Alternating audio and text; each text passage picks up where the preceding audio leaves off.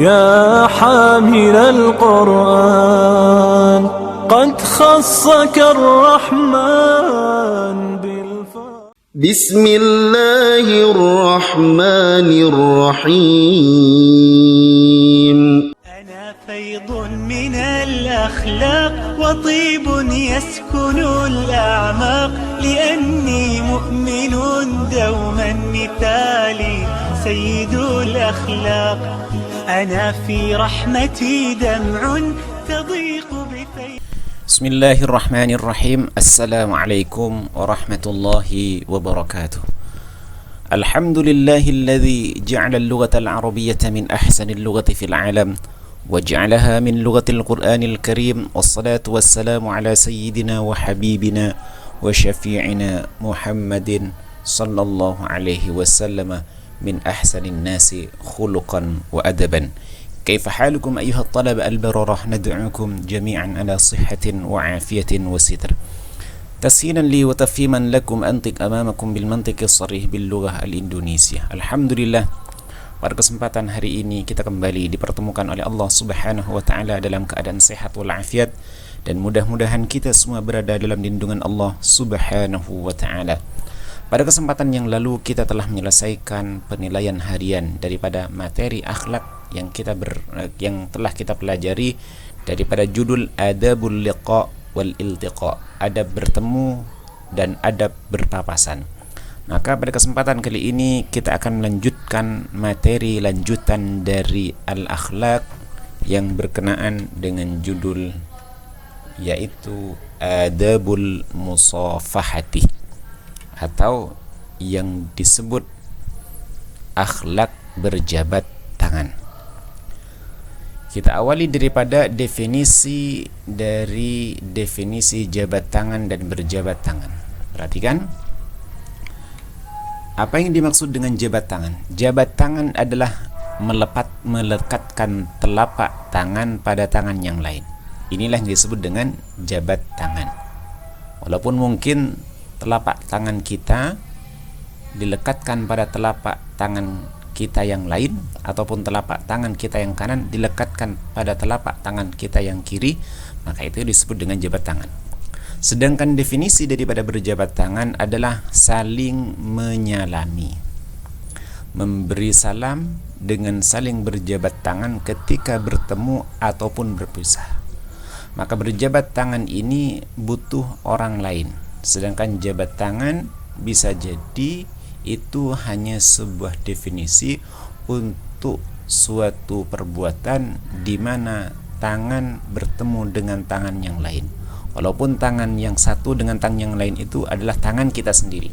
Sedangkan berjabat tangan bagian daripada sebuah pemahaman bahwa ada orang lain yang kita sentuhkan tangan kita kepada mereka. Inilah yang kemudian disebut dengan berjabat tangan. Sedangkan berjabat tangan ini dilakukan ketika bertemu ataupun ketika berpisah. Ini sementara definisi daripada jabat tangan dan berjabat tangan.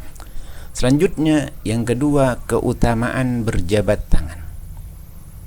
Keutamaan berjabat tangan sesuai dalam perspektif agama kita, yakni agama Islam. Perhatikanlah keutamaan berjabat tangan. Rasulullah sallallahu alaihi wasallam bersabda, "Ma min muslimaini yaltaqiyani fayatasafahani illa ghufira lahumā qabla an yaftariqā." Rawahu Abu Dawud. Tidaklah dua orang muslim saling bertemu kemudian berjabat tangan kecuali akan diampuni dosa-dosa mereka berdua sebelum mereka berpisah. Hadis riwayat Abu Dawud. Inilah keutamaan berjabat tangan. Jadi orang yang berjabat tangan memiliki jaminan diampuni dosa-dosanya oleh Allah Subhanahu wa taala, baik dari satu pihak dengan pihak yang lain. Kemudian dalil yang lain dari hadis Rasulullah sallallahu alaihi wasallam, "Innal mu'mina idza laqiyal mu'minu fasallama alaihi wa akhadha biyadihi fasafahahu tanatharat khatayahuma kama yatanatharu waraqus syajari." Rawahu Tabrani. Jika seorang mukmin bertemu dengan mukmin yang lain, ia memberi salam kepadanya, lalu meraih tangannya untuk bersalaman, maka berguguranlah dosa-dosanya sebagaimana gugurnya daun dari pohon. Hadis riwayat At-Tabrani. Inilah keutamaan berjabat tangan dalam perspektif agama kita, yakni agama Islam. Selanjutnya kita akan mempelajari 6 hal yang harus diperhatikan dalam berjabat tangan. 6 hal yang harus diperhatikan dalam berjabat tangan ini, yang pertama adalah diawali dengan mengucapkan salam. Ketika orang akan berjabat tangan, maka ia dianjurkan untuk mengucapkan salam terlebih dahulu. Baik ucapan salam itu singkat, tapi sesuai dengan tuntunan syariat. Seperti kita bertemu dengan saudara kita, Assalamualaikum, atau disempurnakan, Assalamualaikum warahmatullahi wabarakatuh. Maka ketika kita akan berjabat tangan, awalilah jabat tangan kita dengan mengucapkan salam terlebih dahulu. Yang kedua, tidak berjabat tangan dengan yang bukan mahram. Tidak berjabat tangan dengan yang bukan mahram. Maka mahram di dalam agama Islam itu akan kita pelajari insyaallah pada pertemuan yang akan datang. Maka kita sebagai orang yang beragama Islam, sebagai orang muslim, harus tahu siapakah mahram kita. Maka selain mahram kita itu disebut dengan orang ajnabi. Disebut dengan apa? Orang ajnabi. Orang di luar mahram kita, dalam fikih itu disebut dengan ajnabi. Siapakah mahram kita? Mahram kita itu secara umum akan Ustaz berikan sebuah gambaran. Mahram kita itu terdiri dari 3. Satu, yang pertama disebut dengan mahram nasab, atau karena sebab keturunan. Yang kedua, mahram musaharah, karena sebab ikatan pernikahan. Yang ketiga, mahram ar-radha'ah, mahram karena sepersusuan.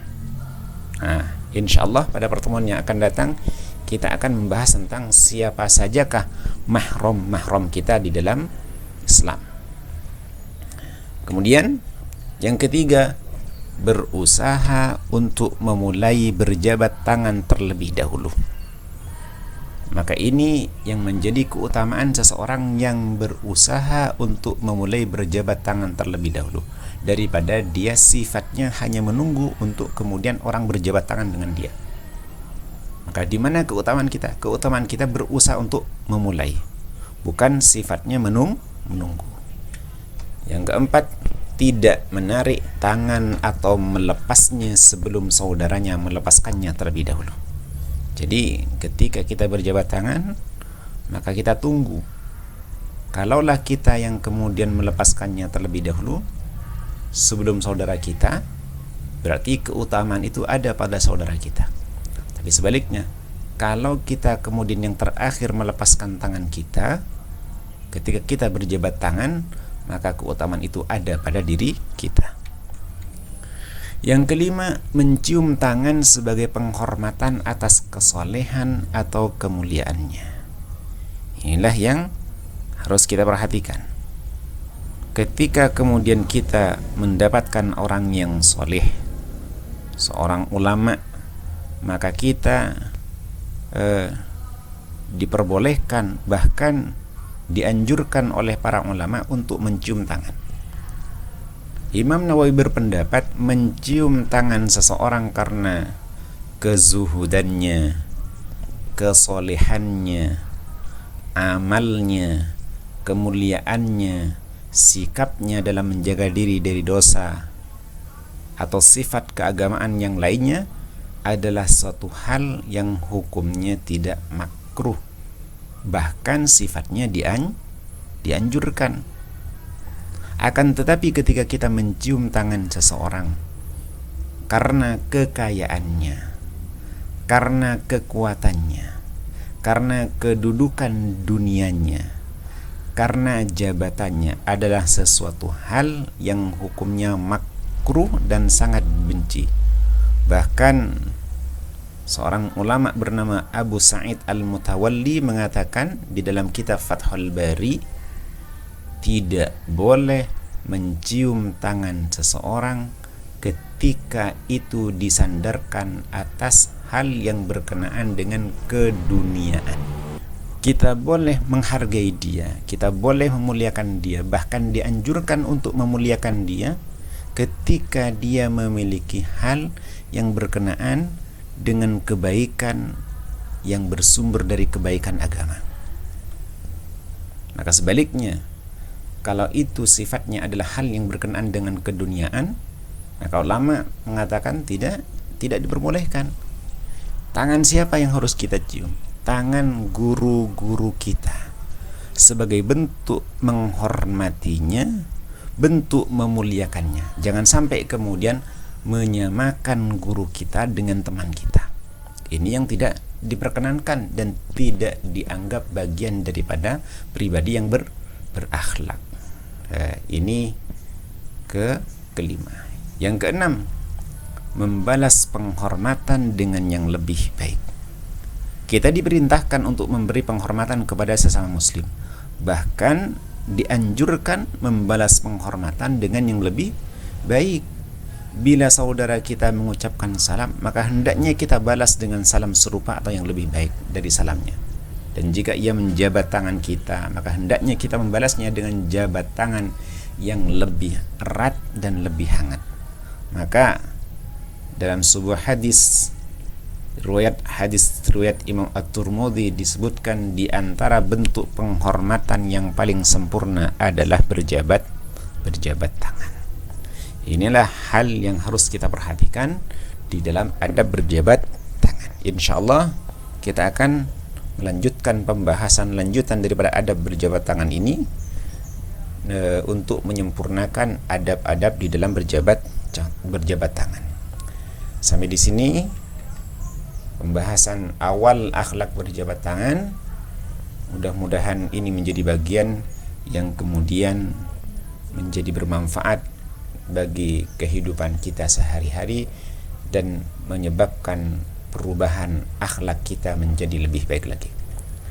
Ila liqa fi ad-darsil qadim, hadanallahu wa iyyakum ajma'in. Nakhtatim liqa'ana bilhamdulillah, alhamdulillahirabbil alamin, subhanakallahumma bihamdika asyhadu an la ilaha illa anta astaghfiruka wa atubu ilaik. Assalamualaikum warahmatullahi wabarakatuh. ربنا انفعنا